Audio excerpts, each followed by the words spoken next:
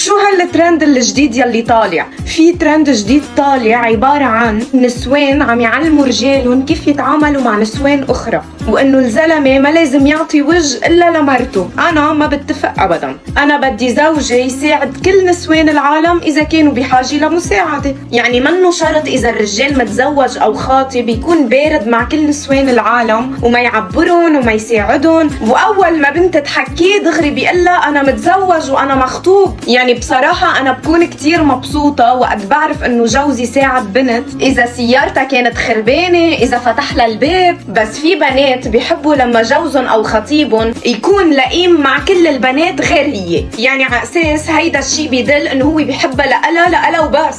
أنا شخصياً إذا شفت بنت وقالت لي شفت جوزك وكان كتير جدي وكتير نفسية وما عبرني وما عطاني وجه أبداً، بوقتها أنا كتير رح انزعج واتضايق. إنه يعني ليش ما العكس؟ الرجال يلي بيحب مرته وبيقدرها وبيساعدها وبيحترمها وبيدل راسم حدود بينه وبينها، هيدا الرجال بيكون واعي. شو بنضحك على بعض؟ بس أكيد كل شي بحدوده. جوزك إذا كان رح يخونك للأسف. يعني أنت ما فيكي تعملي ولا شي لحتى تمنعي جوزك يخونك إلا إذا كان هو بده ما يخونك. فخلي عندك ثقة بحالك وتأكدي إنه ما في بنت بالعالم بتقدر تاخد جوزك منك إلا إذا كان هو بده يتاخد. خبروني انتو شو رأيكم بالموضوع واكتبولي بالكومنت إذا انتو معي أو ضدي. باي.